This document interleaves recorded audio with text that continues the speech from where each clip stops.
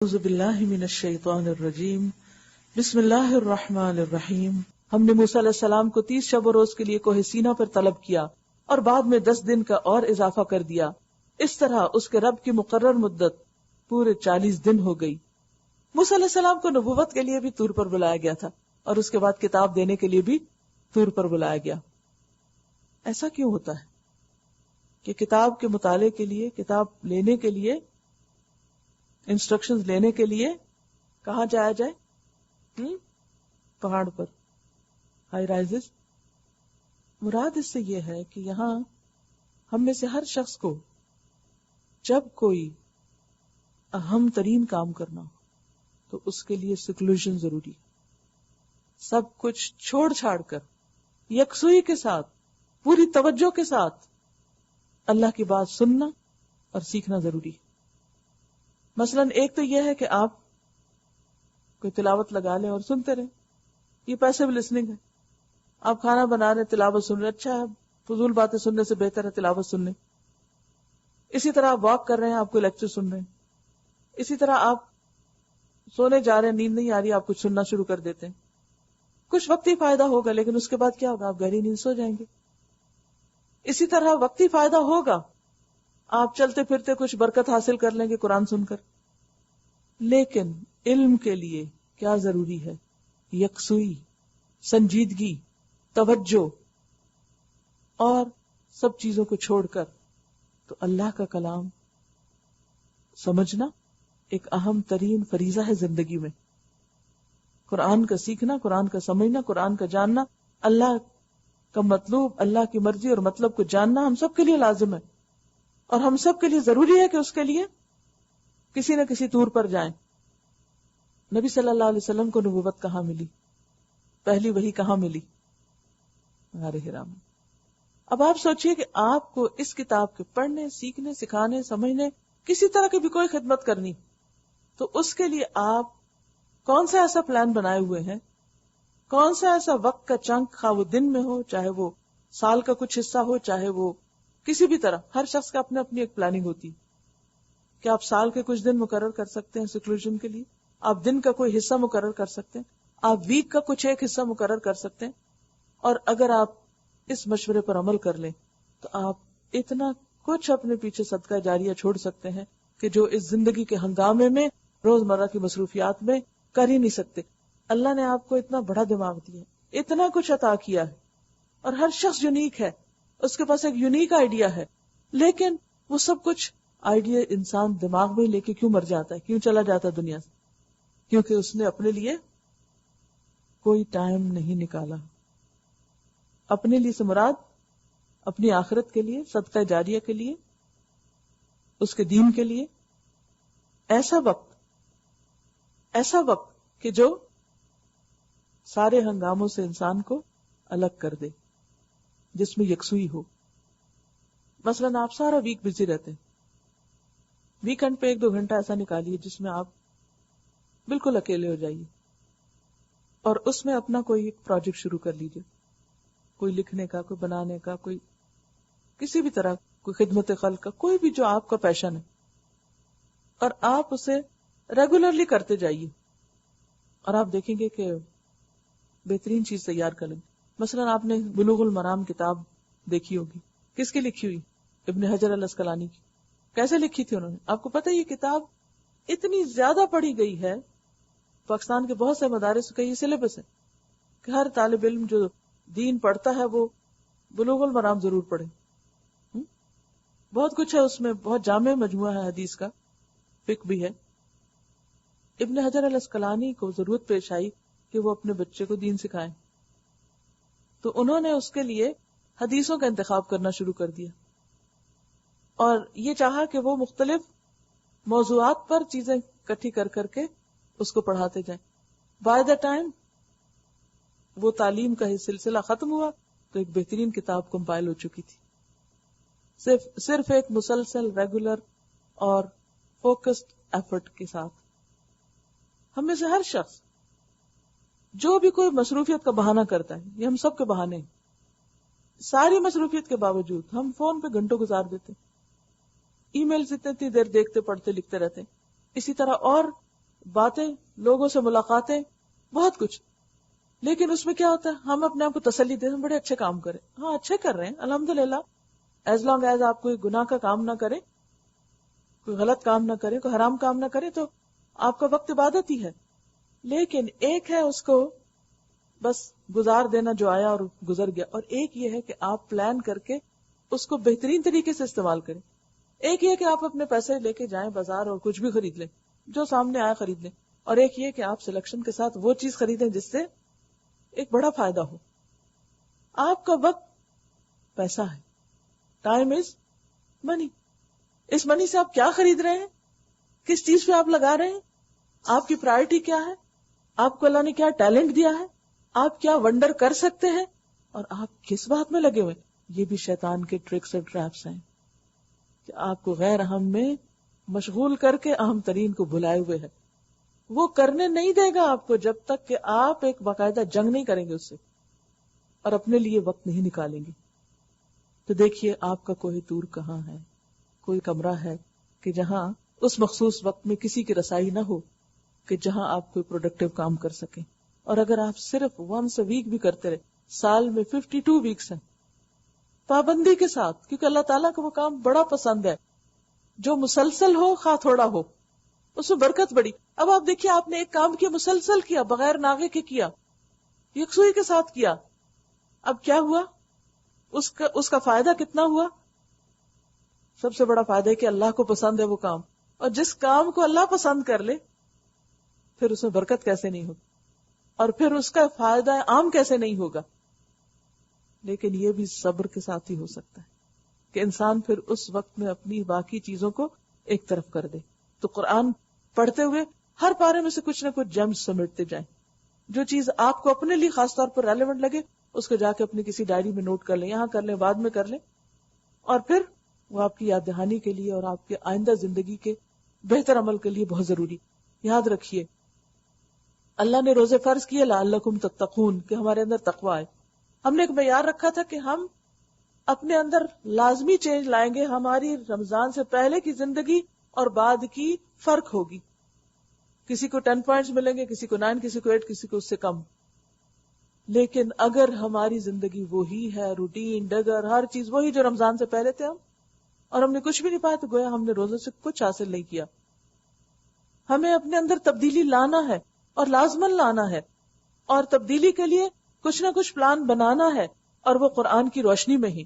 قرآن صرف نماز روزے کا ہی حکم نہیں دیتا، قرآن آپ کو اور بھی بہت کچھ دیتا ہے. زندگی گزارنے کا ہر اصول سکھاتا ہے. اس میں اتنے گہرے میسجز ہیں کہ جن پر ہم غور و فکر ہی نہیں کرتے اور صرف تلاوت کر کے آگے گزر جاتے ہیں.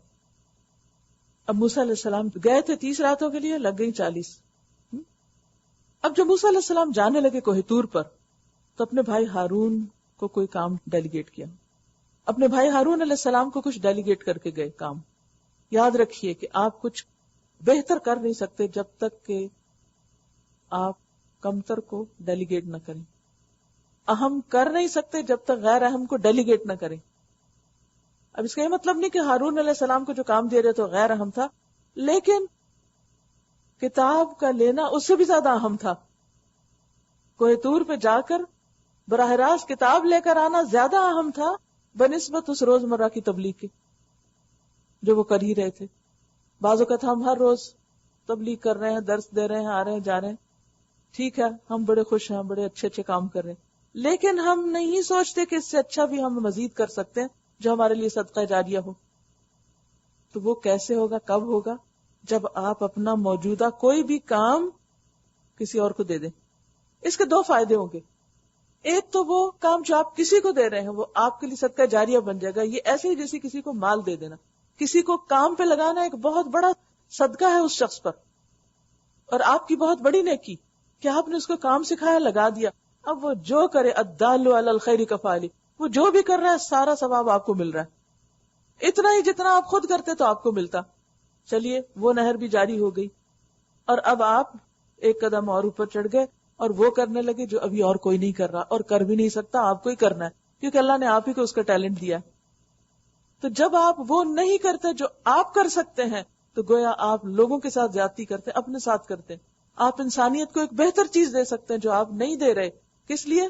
کیونکہ آپ عام روزمرہ کے کاموں میں مشغول ہیں، غیر اہم میں مشغول ہیں. لہٰذا اس رمضان کے گزرنے سے پہلے آئندہ سال کے لیے کم از کم 1 سال کے لیے ضرور ایک ٹارگٹ سیٹ کیجئے، ایک پلاننگ کیجئے، اور پھر دیکھیے کہ کیا آپ اگلے سال رمضان تک اسے اچیو کر سکے. اور اگر کر گئے تو سمجھے کہ آپ اپنے آخرت کے سفر میں گویا اوپر جانے والے سٹیپس میں ایک سٹیپ اور آگے چڑھ گئے.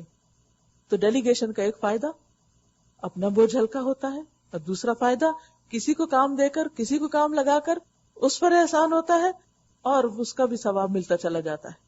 اگر یہ اجر ہم کو پتہ چل جائے کہ ہم مختلف کام مختلف لوگوں کو دے کر کتنا زیادہ ملٹیپل ثواب کما رہے ہیں، تو ہم یہ فائدہ اٹھانے کے ساتھ ساتھ اپنے اہم ترین بہترین کام پر مزید فوکس کر سکتے ہیں. لیکن بعض اوقات ہم انجانے میں ایسی زندگی گزار رہے ہوتے ہیں کہ ہم سمجھتے ہیں ہم انڈسپینسیبل ہیں. اگر ہم نے یہ کام نہ کیا تو یہ کام تو ہونے کا ہی نہیں. گھر میں مثلا خواتین اسی طرح گھر چلا رہے ہوتے ہیں، ہم نہ ہوئے تو گھر کیسے چلے گا؟ لہذا کبھی گھر سے ہی نہیں نکلتی عورتیں. کیا ہے، ٹائم کوئی نہیں ہے. حالانکہ جو گھر سے نکلتی ہیں ان کا بھی کام ہو ہی جاتا ہے، ان کا بھی چل جاتا ہے. اسی طرح کوئی بھی کام جس میں ہم مشغول ہوتے ہیں، ہم سوچتے ہیں اگر ہم نے نہ کیا تو یہ تو چھت گر پڑے گی، قیامت آ جائے گی. کچھ بھی نہیں ہوتا، سب چلتا ہے. چھوڑ کے دیکھے تو صحیح، سب چلتا ہے، کچھ بھی نہیں رکتا. لیکن اس لیے نہیں چھوڑنے کی سستی کے مارے لیزی ہو کر کہ ہم سے نہیں ہوتا، چھوڑو کوئی اور کر لے. یہ چھوڑنا اور یہ ڈیلیگیشن کچھ اور ہوگی، اور اس لیے چھوڑنا اور دینا کسی کو کہ میں زیادہ بہتر کر سکوں، یہ اور ہوگی.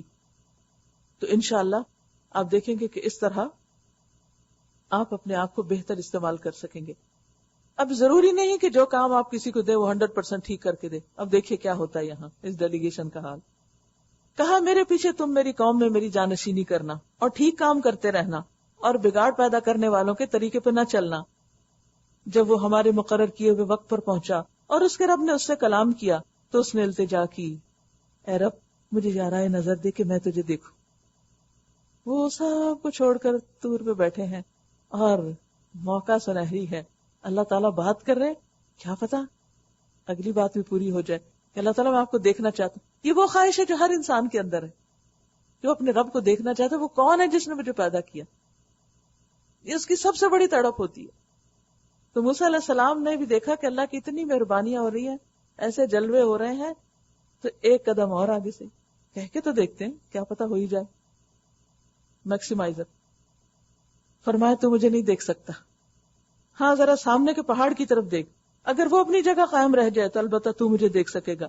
چنانچہ اس کے رب نے جب پہاڑ پر تجلی کی تو اسے ریزہ ریزہ کر دیا اور موسیٰ غش کھا کر گر پڑا.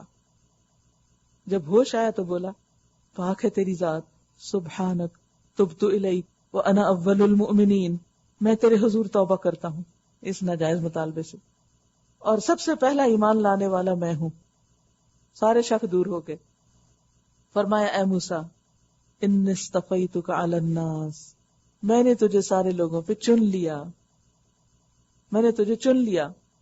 اب دیکھیں موسیٰ علیہ السلام کی ہمبلنس، یہ نہیں کہ وہ جب بے ہوش ہوئے اور پھر اللہ کے اذن سے ہوش میں آئے تو بگڑ اٹھے، کیوں اللہ تعالیٰ یہ کیوں ہوا؟ نہیں، انی تبت الیک، میری غلطی تھی. فوراً قصور مانا. جب انسان غلطی مانتا ہے تو نیچے نہیں ہوتا، اللہ اس کو اوپر کرتا ہے. من تواضع للہ رفعہ اللہ، جو تواضع کرتا ہے اللہ کے لیے اللہ اس کو بلندی عطا کرتا ہے. اللہ نے چن لیا برسالاتی کہ میری پیغمبری کرے، نہیں میرا پیغام پہنچائے، وبکلامی اور اپنے کلام کے لیے تجھے چن لیا. فخذ ما آتیتک وکن من الشاکرین، پس جو کچھ میں تجھے دوں اسے لے لے اور شکر بجا لا. اس کے بعد ہم نے موسیٰ علیہ السلام کو ہر شعبہ زندگی کے متعلق نصیحت اور ہر پہلو کے متعلق واضح ہدایت تختیوں پر لکھ کر دے دی اور اس سے کہا ان ہدایات کو مضبوط ہاتھوں سے سنبھال. فخذها بقوة وأمر قومك يأخذوا بأحسنها، اور اپنی قوم کو حکم دے کے ان کے بہتر مفہوم کی پیروی کریں. ان قریب میں تمہیں فاسقوں کے گھر دکھاؤں گا، میں اپنی نشانیوں سے ان لوگوں کی نگاہیں پھیر دوں گا جو بغیر کسی حق کے زمین میں بڑے بنتے ہیں. اصل میں بڑا بننا کیا؟ تکبر، غرور، دھوکا. انسان ڈسپشن کا شکار ہوتا ہے، چیزوں کو ان پرسپیکٹو میں دیکھتا ہے جن میں ہوتی نہیں، اس کانٹیکس میں دیکھنے لگتا ہے کہ جو حقیقت نہیں ہوتی، اور انسان اپنے دل میں یقین کیا ہوتا ہے کہ یہ چیز ایسے ہی ہے. مثلا آپ دیکھیں کہ جو اپنے آپ کو بڑی چیز سمجھے تو وہ دوسروں کو حقیر سمجھنے لگتا ہے، حالانکہ دوسرے حقیر نہیں ہوتے، یہ اس کا غلط فہمی ہوتی ہے. پھر اسی طرح بہت سی چیزوں کے بارے میں انسان کی سوچ بدل جاتی جب اس کے اندر یہ چیز آ جاتی کہ انا خیر منہ، میں دوسرے سے زیادہ اچھا ہوں. جیسے ابلیس. اب کیا ہوا؟ وہی ابلیس جو عبادت کر کر کے فرشتوں کا ہم نشین بن چکا تھا، اب جب تکبر آیا تو اللہ کا مقابلہ کر بیٹھا. لہذا حق دیکھتے ہوئے بھی نہیں مانا پھر، اور اس پہ اصرار کر گیا. یہی حال ہر متکبر کا ہے جو دلیل کے آگے نہیں جھکتا، پھر اللہ اس سے توفیق چھین لیتا ہے کہ وہ مزید خیر و بھلائی کا کوئی کام کر سکے. پر میں ان سے ان لوگوں کی نگاہیں پھیر دوں گا. چیزیں ہوتی ہیں، دلائل ہوتے ہیں، حقائق ہوتے ہیں، زمین و آسمان کی نشانیاں ہوتی ہیں، متکبرین کو نظر ہی نہیں آتی کیونکہ ان کو صرف اپنا آپ نظر آتا ہے. تو جو لوگ بھی اپنی عظمت کے خیال میں گم ہوں، جو لوگ اپنی عظمت کے خیال میں گم ہوں، وہ آس پاس کے خیر کو دیکھ نہیں پاتے. اللہ ان کی آنکھوں پہ پھر پردہ ڈال دیتا ہے. خواہ وہ کوئی نشانی دیکھ لیں، کبھی اس پر ایمان نہ لائیں گے. اگر سیدھا راستہ ان کے سامنے آئے تو اسے اختیار نہ کریں گے، اور اگر ٹیڑھا راستہ نظر آئے تو اس پہ چل پڑیں گے. اس لیے کہ انہوں نے ہماری نشانیوں کو جھٹلایا اور ان سے بے پرواہی کرتے رہے. ہماری نشانیوں کو جس کسی نے جھٹلایا اور آخرت کی پیشی کا انکار کیا، اس کے سارے اعمال ضائع ہو گئے. کیا لوگ اس کے سوا کچھ اور جزا پا سکتے ہیں کہ جیسا کریں ویسا بھرے؟ هل يجزون الا ما كانوا يعملون واتخذ قوم موسى من بعده من حليهم عجلا جسدا له خوار. موسیٰ کے پیچھے اس کی قوم کے لوگوں نے اپنے زیوروں سے ایک بچڑے کا پتلا بنا لیا جس میں سے بیل کی سی آواز نکلتی. ندرت پسند ہوتے ہیں. ندرت کا کیا مطلب؟ انوکھی چیزیں پسند کرتے ہیں. اور جو چیز جدید ہوتی ہے، جو چیز نیو ہوتی ہے، یونیک ہوتی ہے، وہ اس سے امپریس ہو جاتے ہیں چاہے اس کی حقیقت کچھ بھی نہ ہو. اسی لیے آپ نے دیکھا ہوگا مثلا کوئی اپلیکیشن ہوتی ہے نا آپ کے کمپیوٹر میں، تو ہوتی 19-20 کا بھی فرق نہیں ہوتا، کیا تھوڑی دیر اپڈیٹس آ جاتی ہیں، یا یہ کہ اس سے کوئی نیا اپ گریڈڈ ورژن آ جاتا ہے. اب آپ سارا وقت اسی میں لگا دیتے ہیں، اچھا یہ نکالو، وہ ڈالو، وہ کرو، وہ کرو، حالانکہ پہلے سے بھی کام چل ہی رہا ہوتا ہے. اب کیا تھا، آپ اپنا اہم ترین کام چھوڑ کے اپڈیٹس کے پیچھے چل پڑتے ہیں، لیٹر آن بعد میں کر لیں گے. لیکن نہیں، وہ اس طرح کی ڈسٹریکشن ہماری زندگی میں اہم چیز کو روک دیتی، اہم کام ہم نہیں کر پاتے. اسی طرح بنی اسرائیل اتنا بڑا معجزہ دیکھ کر آئے تھے. فرعون کی غلامی سے نجات ملی، سمندر اللہ نے پار کرایا، سڑک بنا دی پانی کے اوپر، اور پیغمبر ان کو دیا. پیغمبر تورات لینے کے لیے گئے ہیں، پیچھے آپ دیکھیے کیا کرنے لگ گئے. اور وہ ہوا کیسے؟ ہوا یہ کہ ان کے بیچ میں ایک بڑا شاطر شخص تھا، سامری، بہت ہوشیار. وہ دھاتوں کو ڈھال کر چیزیں بنانے کا فن جانتا تھا. فرعون کی قوم میں کسی ایسے عہدے پیشے پر ہوگا. اب اس نے کیا کہا کہ لوگوں، موسیٰ تو چلے گئے، آئے نہیں، اور اتنے دن گزر گئے، اب ہمیں بھی تو کوئی علاج چاہیے، لاؤ اپنا سونا نکال کر لاؤ اور میں تمہیں خدا بنا کے دیتا ہوں.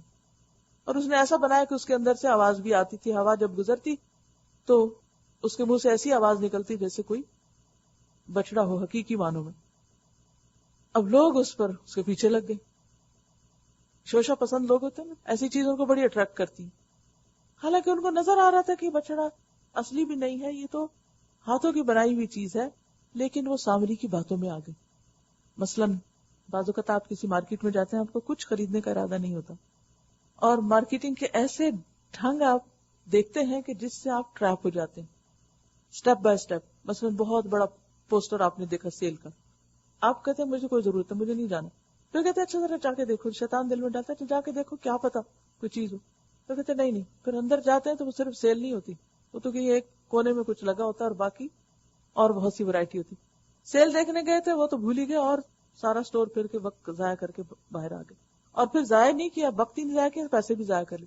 کہیں نہ کہیں کوئی آپ کو مارکیٹر مل گیا اور اس نے آپ کو وہ کرشمے دکھائے، ان باتوں میں لگایا کہ آپ وہ خرید کے گھر آگے جس کی آپ کو قطعاً ضرورت نہیں تھی. تو یہ جتنے بھی ایسے لوگ ہوتے ہیں، اگر آپ غور کریں تو صرف ان کو باتیں کرنی آتی ہوتی ہیں، اور ان باتوں کی وجہ سے وہ آپ کو اپنا گرویدہ بنا لیتے ہیں.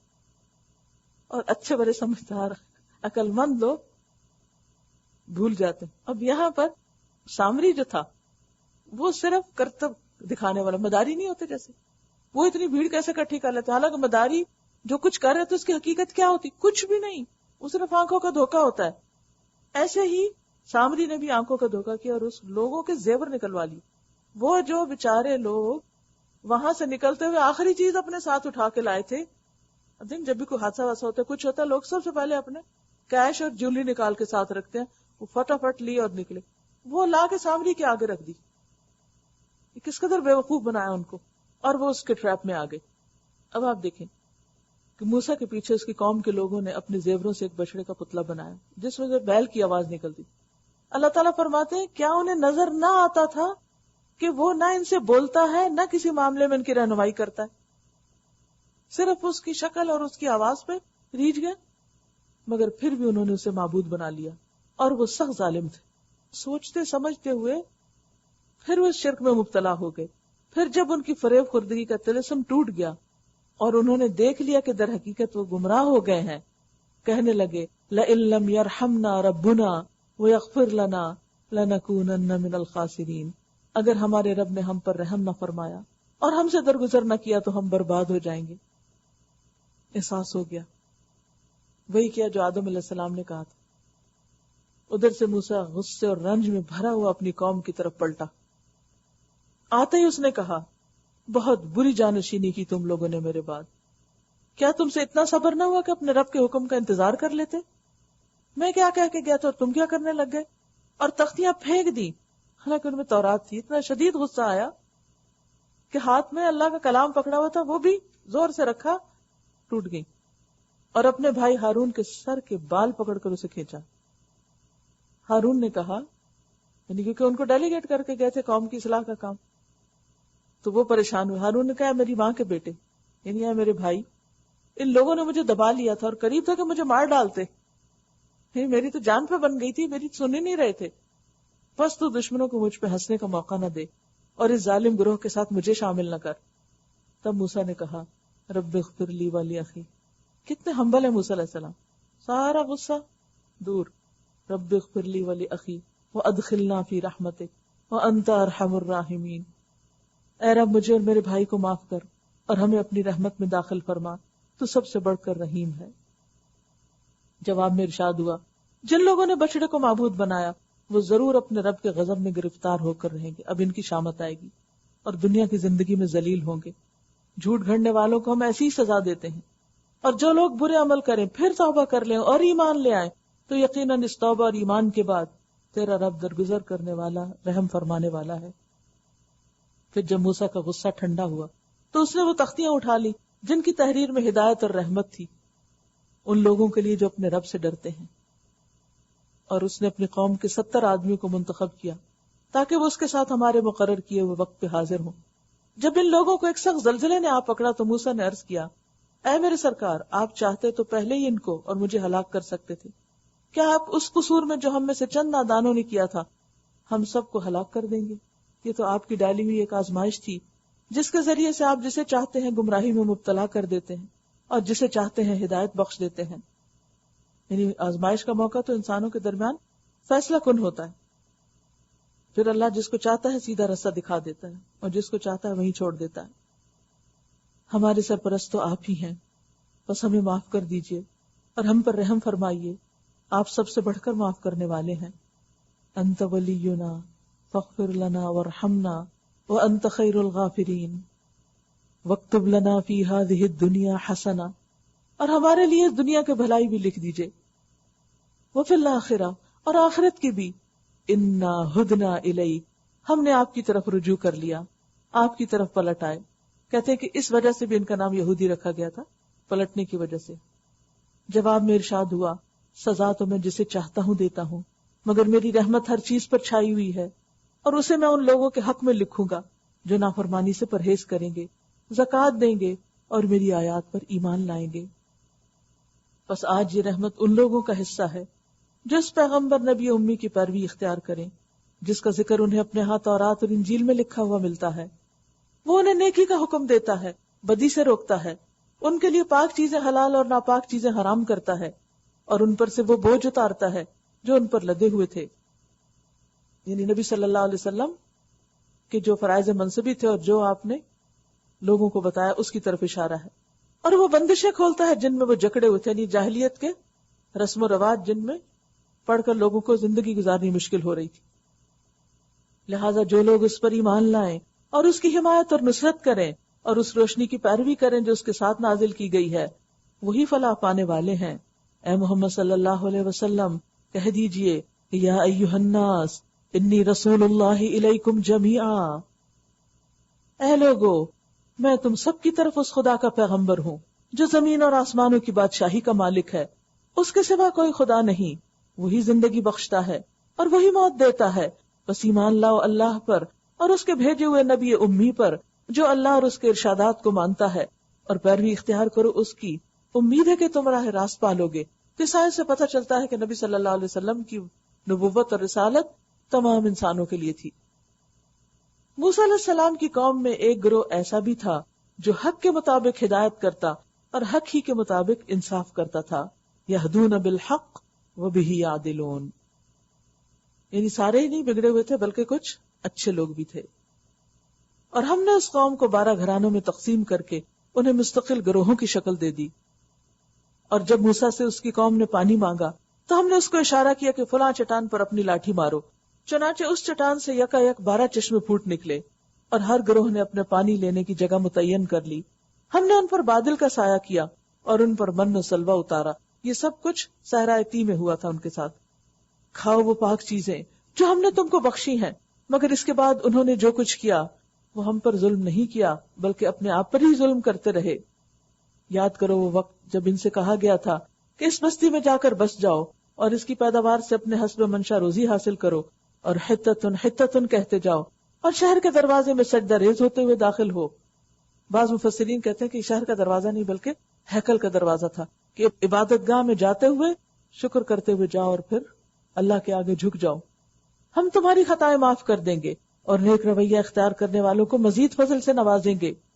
مگر جو لوگ ان میں سے ظالم تھے انہوں نے اس بات کو جو ان سے کہی گئی تھی بدل ڈالا، اور نتیجہ یہ ہوا کہ ہم نے ان کے ظلم کی پاداش میں ان پر آسمان سے عذاب بھیج دیا. اس سے پتہ چلتا ہے کہ جو قوم اللہ کے کلام کو بدل دے، اللہ کے حکم کو بدل دے، اس میں تحریف کر دے، پھر وہ اللہ کے عذاب سے بچ نہیں سکتی. انہوں نے کیا کیا تھا؟ حتتن کی بجائے ہنتتن کہا. استغفار کرنے کی بجائے گندم مانگنی شروع کر دی، کھانا مانگنا شروع کر دیا. اور یہ ایک بدترین مذاق تھا اللہ کے کلام اور اللہ کے حکم کے ساتھ. اس سے یہ بھی پتہ چلتا ہے کہ کبھی بھی قرآن کے الفاظ کو بگاڑ کر نہ پڑے، خواہ کسی کی نقل اتارتے ہی کیوں نہ ہو. اور ذرا ان سے اس بستی کا حال بھی پوچھو جو سمندر کے کنارے واقع تھی. اب ان کی آزمائش ہو رہی ہے. انہیں یاد دلاؤ وہ واقعہ کہ وہاں کے لوگ سبت یعنی ہفتے کے دن احکام الہی کی خلاف ورزی کرتے تھے، اور یہ کہ مچھلیاں سبت ہی کے دن ابھر ابھر کر سطح پر ان کے سامنے آتی تھی اور سبت کے سوا باقی دنوں میں نہیں آتی تھی. یہ اس لیے ہوتا تھا کہ ہم ان کی نافرمانیوں کی وجہ سے ان کو آزمائش میں ڈال رہے تھے. جیسے پیچھے ہم نے پڑھا نا یہ کانسیپٹ کہ بعض اوقات نافرمانیوں کی وجہ سے بھی نعمتیں بڑی زیادہ ہو جاتی ہیں اور وہ استدراج کے طور پر ہوتی ہیں، ڈھیل دینے کے لیے ہوتی ہیں، تاکہ لوگ جب اس میں بالکل غافل ہو جائیں تو پھر اللہ تعالیٰ کہ ان کی رسی کھینچ لے. تو یہاں بھی یہی ہوا.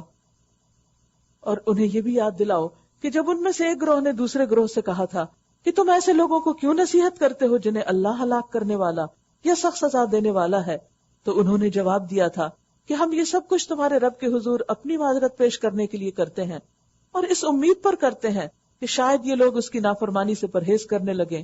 آخر کار جب وہ ان ہدایات کو بالکل ہی فراموش کر گئے جو انہیں یاد کرائی گئی تھی تو ہم نے ان لوگوں کو بچا لیا جو برائی سے روکتے تھے، اور باقی سب لوگوں کو جو ظالم تھے ان کی نافرمانیوں پر سخت عذاب میں پکڑ لیا. پھر جب وہ پوری سرکشی کے ساتھ وہی کام کیے چلے گئے جس سے انہیں روکا گیا تھا تو ہم نے کہا کہ بندر ہو جاؤ، ذلیل اور خوار.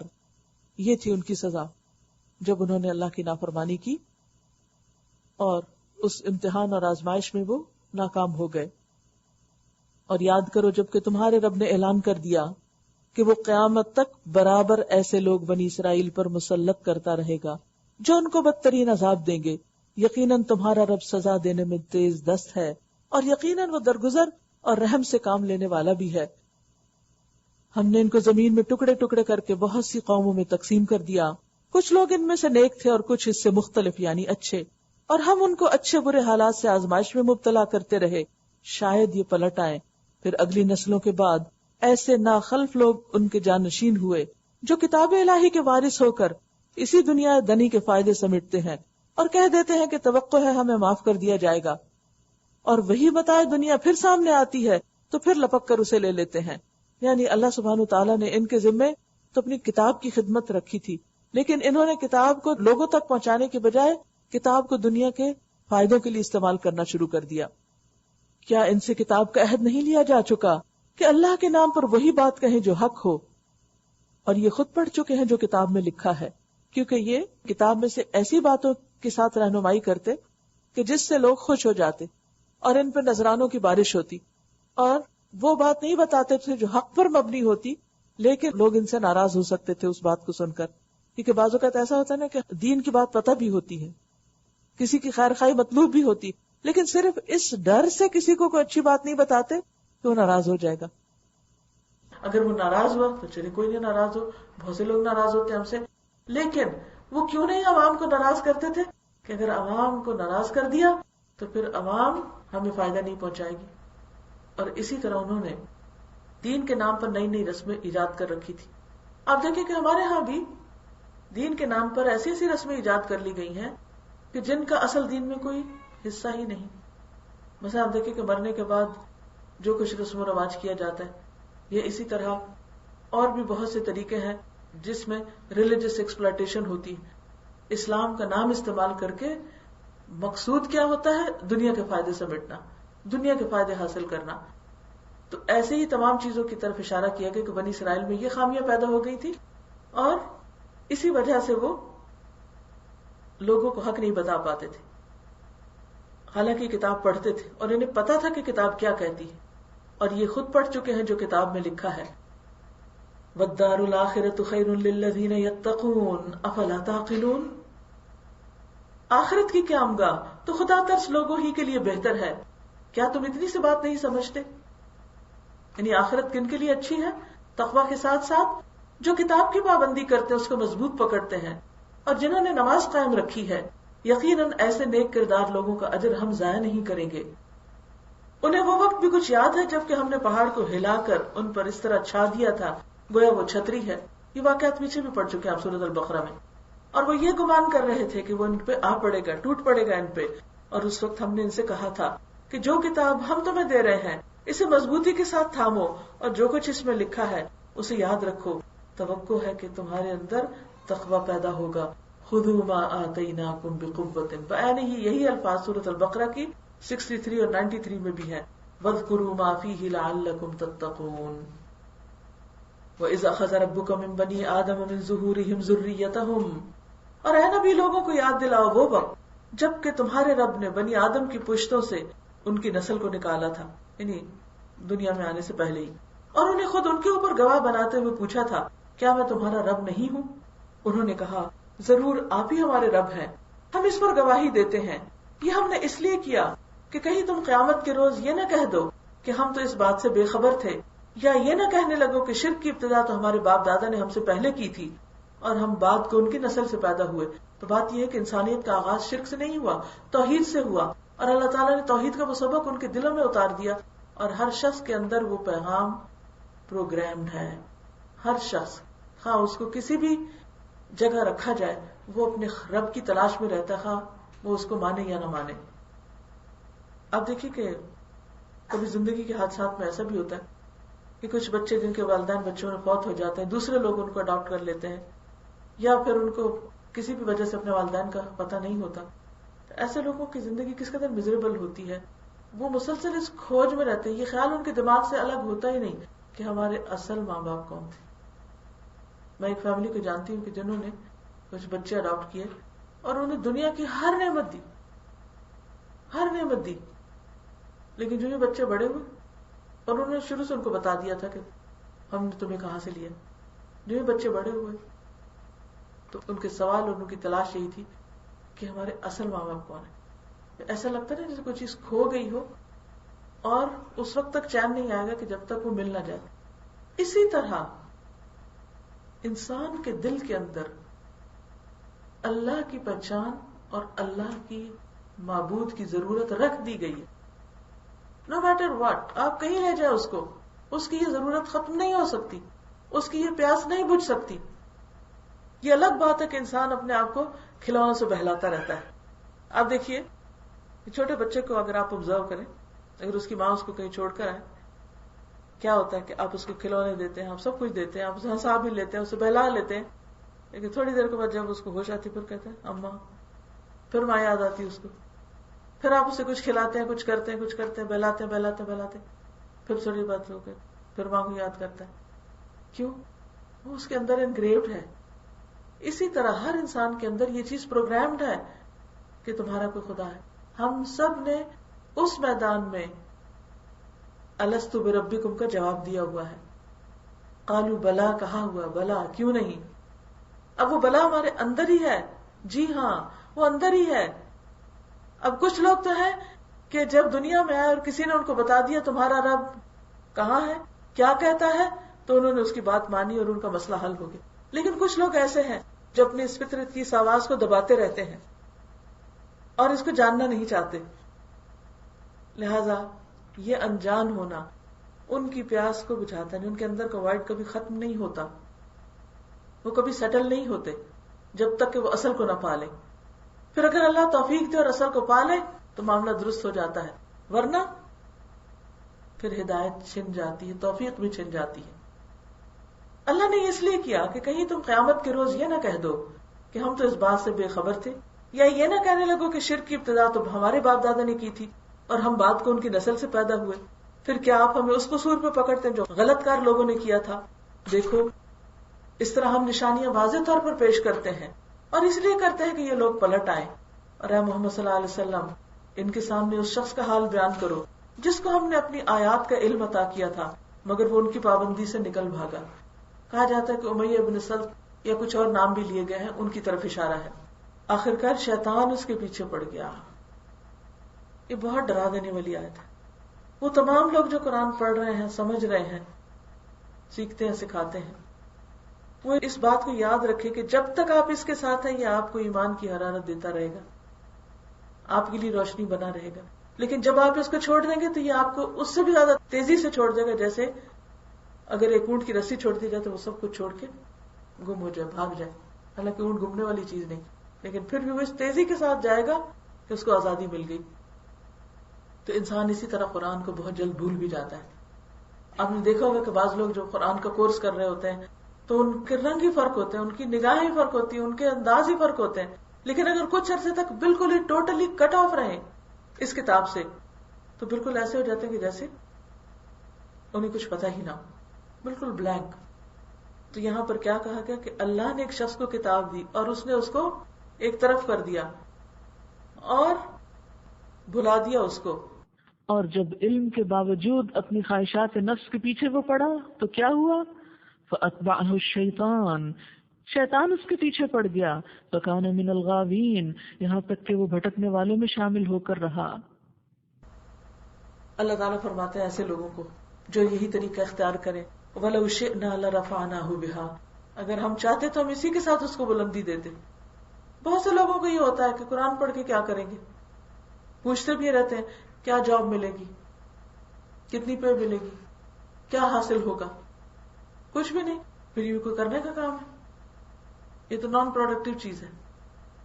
تو اصل بات یہ ہے کہ انسان اس کو اللہ کا کلام سمجھے. اللہ خود نظر نہیں آتا لیکن اس کے بولے ہوئے الفاظ ایک شکل میں ہم کو نظر آ رہے ہیں، اور یہ بہت بڑی سعادت ہے کہ اس نے ہمیں یہ توفیق دی. فرمایا وَلَوْ شِئْنَا لَرَفَعْنَاهُ بِهَا، اگر ہم چاہتے تو اس کو اسی کتاب کے ساتھ بلندی عطا کرتے. وَلَكِنَّهُ أَخْلَدَ إِلَى الْأَرْضِ، لیکن وہ تو زمین کی طرف جھک گیا. زمین کی طرف جھکنا اشارہ ہے اس بات کی طرف کہ اس کے دل میں دنیا کی محبت آ گئی. وَاتَّبَعَ هَوَاهُ، اور اپنی خواہشات کی پیروی کرنے لگا. فَمَثَلُهُ كَمَثَلِ الْكَلْبِ، اس کی مثال کتے کی مثال کی طرح ہے. إِن تَحْمِلْ عَلَيْهِ يَلْهَثْ، اگر تو اس پر حملہ کرے تو وہ زبان باہر نکالتا ہے. او تترکہ یلہث، یا اسے چھوڑ کے چلے جاؤ تو پیچھے مڑ کے دیکھو پھر بھی وہ زبان منہ سے لٹکا کے اسے ہلا رہا ہوگا. کبھی آپ نے دیکھا ہے سین کہ نہیں؟ یہ تو اتنا کامن سین ہوتا ہے، خاص طور پہ گرمیوں کے موسم میں. کتا کیا کرتا ہے کہ منہ کھول دیتا ہے، زبان باہر نکال دیتا ہے اور اس کی رالیں ٹپک رہی ہوتی ہیں اور اس کو ہلا بھی رہا ہوتا ہے زبان کو. ذالک مثل القوم الذین کذبوا بآیاتنا، یہی مثال ہے ان لوگوں کی جو ہماری آیات کو جھٹلاتے ہیں کہ وہ پھر اللہ کے دین کو چھوڑ کر، اس کے کام کو چھوڑ کر اور چیزوں میں پڑ جاتے ہیں. اور ایسی قوم کی مثال جنہوں نے رب کی آیات کو جھٹلایا. فاقصص القصص لعلہم یتفکرون. اب بظاہر تو کوئی جھٹلانے کی بات نظر نہیں آتی، لیکن جب انسان اس کردار کے پیچھے چل پڑتا ہے، اس جیسا عمل کرتا ہے، تو گویا اسی انجام کو پہنچتا ہے. تم یہ حکایتیں ان کو سناتے رہو، شاید کہ یہ کچھ غور و فکر کریں. بڑی ہی بری مثال ہے ایسے لوگوں کی جنہوں نے ہماری آیات کو جھٹلایا. وہ آپ اپنے ہی اوپر ظلم کرتے رہے. جسے اللہ ہدایت بخشے بس وہی راہ راست پاتا ہے، اور جس کو اللہ اپنی رہنمائی سے محروم کر دے وہ وہی ناکام اور نامراد ہو کر رہتا ہے. اور یہ حقیقت ہے کہ بہت سے جن اور انس ایسے ہیں جن کو ہم نے جہنم ہی کے لیے پیدا کیا. ان کے پاس دل ہیں مگر وہ ان سے سوچتے نہیں، ان کے پاس آنکھیں ہیں مگر وہ ان سے دیکھتے نہیں، ان کے پاس کان ہیں مگر وہ ان سے سنتے نہیں. وہ جانوروں کی طرح ہیں بلکہ ان سے بھی زیادہ گئے گزرے. یہ وہ لوگ ہیں جو غفلت میں کھو گئے ہیں. اب آپ دیکھیے کہ بہت سے لوگ یہ کہتے ہیں کہ اچھا اگر اللہ نے جہنم ہی کے لیے پیدا کیا ہے تو پھر وہی چلے جائیں گے. بات یہ نہیں ہے. بات یہ کہ جہاں اللہ نے یہ بتایا ہے کہ کچھ لوگ جہنم میں جائیں گے اور کچھ دوزخ میں جائیں گے، وہاں ہمیں سوچنا چاہیے کہ جنت میں لے جانے والی چیزیں کون سی ہیں اور جہنم میں لے جانے والی چیزیں کون سی. لیکن عام طور پر ہم یہ تو سوچتے نہیں، توفیق ہی چھن جاتی. تو اسی کو تعبیر کیا گیا کہ دلوں سے کام نہیں لیتے، لا یفقہون بہا، آنکھوں سے دیکھتے نہیں اور کانوں سے سنتے نہیں. اگر یہ سنتے ہوتے، دیکھتے ہوتے، سمجھتے ہوتے تو پھر یہ کام نہ کرتے جو انہوں نے کیا. تو غافلون کی سزا کیا ہے؟ کیا سزا ہے غافلون کی؟ غفلت کیا ہوتی؟ بے خبری، کسی چیز کی پرواہ نہ کرنا، انجام کی فکر نہ کرنا، بس دنیا ہی کے پیچھے بھاگتے رہنا، انجان بن جانا. تو وہ اس طرح انجان بن گئے کہ گویا یہ کچھ ایگزسٹ ہی نہیں کرتا. وَلِلَّهِ الْأَسْمَاءُ الْحُسْنَى فَادْعُوهُ بِهَا، اور اللہ اچھے ناموں کا مستحق ہے، اس کو اچھے ہی ناموں سے پکارو. اور ان لوگوں کو چھوڑ دو جو اس کے نام رکھنے میں راستے سے منحرف ہو جاتے ہیں. جو کچھ وہ کرتے رہتے ہیں اس کا بدلہ وہ پا کر رہیں گے. یعنی جو لوگ اللہ کے جو نام اس کو زیبا ہے اس کے علاوہ کوئی اور نام دیتے ہیں، مثلا اللہ تعالیٰ کو ڈاکٹر کہنا. اللہ تعالیٰ شافی تو ہیں، شفا دیتے ہیں، لیکن ڈاکٹر نہیں ہے. ڈاکٹر کہنا اس کی صفت کو محدود کرنا ہے. اور دوسری طرف یہ چیز شرک کے قریب بھی لے جاتی، کیونکہ شفا ڈاکٹر کے ہاتھ میں نہیں، اللہ کے ہاتھ میں ہے. وَمِمَّنْ خَلَقْنَا أُمَّةٌ يَهْدُونَ بِالْحَقِّ وَبِهِ يَعْدِلُونَ. قوم موسیٰ میں بھی ایسا گروہ تھا اور اس کے علاوہ دوسری قوموں میں بھی. یہ آج پیچھے بھی گزر چکی ہے اس کے معنی میں. ہماری مخلوق میں ایک گروہ ایسا بھی ہے جو ٹھیک ٹھیک حق کے مطابق ہدایت اور حق کے مطابق انصاف کرتا ہے. یعنی ایسا نہیں کہ انصاف ختم ہو گیا ہے، ایسے لوگ موجود ہیں. رہے وہ لوگ جنہوں نے ہماری آیات کو جھٹلا دیا ہے تو ہم انہیں بتدریج ایسے طریقے سے تباہی کی طرف لے جائیں گے کہ انہیں خبر تک نہ ہوگی. میں ان کو ڈھیل دے رہا ہوں، میری چال کا کوئی توڑ نہیں. اور کیا ان لوگوں نے کبھی سوچا نہیں ان کے رفیق پر جنون کا کوئی اثر نہیں ہے. یعنی محمد صلی اللہ علیہ وسلم نعوذ باللہ مجنون نہیں، وہ تو ایک ڈرانے والا ہے جو برا انجام آنے سے پہلے صاف صاف متنبع کر رہا ہے. کیا ان لوگوں نے آسمان و زمین کے انتظام پر کبھی غور نہیں کیا؟ اور کسی چیز کو بھی جو خدا نے پیدا کی ہے آنکھیں کھول کر نہیں دیکھا؟ اور کیا یہ بھی انہوں نے نہیں سوچا کہ شاید ان کی مہلت زندگی پوری ہونے کا وقت قریب آ لگا ہو؟ پھر آخر پیغمبر کی اس تنبیہ کے بعد وہ کون سی ایسی بات ہو سکتی ہے جس پر یہ ایمان لائیں جس کو اللہ رہنمائی سے محروم کر دے، پھر اس کے لیے کوئی رہنما نہیں، اور اللہ انہیں ان کی سرکشی میں بھٹکتا ہوا چھوڑے دیتا ہے. یہ لوگ تم سے پوچھتے ہیں آخر وہ قیامت کی گھڑی کب نازل ہوگی؟ کہو اس کا علم میرے رب ہی کے پاس ہے، اسے وہ اپنے وقت پر ہی ظاہر کرے گا. آسمانوں اور زمین میں وہ وقت بڑا سخت ہوگا، وہ تم پر اچانک آ جائے گا. یہ لوگ اس کے متعلق تم سے اس طرح پوچھتے ہیں کہ تم اس کی کھوج میں لگے ہو، گویا تم اس کو کھوج رہے ہو. حالانکہ کہو اس کا علم تو صرف اللہ کو ہے، مگر اکثر لوگ اس حقیقت سے ناواقف ہیں. اے محمد صلی اللہ علیہ وسلم، ان سے کہیے کہ میں اپنی ذات کے لیے کسی نفع اور نقصان کا اختیار نہیں رکھتا، اللہ ہی جو کچھ چاہتا ہے وہ ہوتا ہے۔ اگر مجھے غیب کا علم ہوتا تو میں بہت سے فائدے اپنے لیے حاصل کر لیتا اور مجھے کبھی کوئی نقصان نہ پہنچتا۔ میں تو ایک خبردار کرنے والا اور خوشخبری سنانے والا ہوں ان لوگوں کے لیے جو میری بات مانے۔ وہ اللہ ہے جس نے تمہیں ایک جان سے پیدا کیا اور اسی کی جنس سے اس کا جوڑا بنایا تاکہ اس کے پاس سکون حاصل کرے۔ شوہر اور بیوی کے رشتے کا مقصد بتایا جا رہا ہے۔ پھر جب مرد نے عورت کو ڈھانک لیا تو اسے ایک خفیف سا حمل رہ گیا جسے لیے وہ چلتی پھرتی رہی۔ پھر جب وہ بوجھل ہو گئی تو دونوں نے مل کر اللہ اپنے رب سے دعا کی کہ اگر تو ہم کو اچھا سا بچہ دے گا تو ہم تیرے شکر گزار ہوں گے۔ مگر جب اللہ نے صحیح و سالم بچہ دے دیا تو پھر وہ اس کی بخشش اور عنایت میں دوسروں کا اس کا شریک ٹھہرانے لگے۔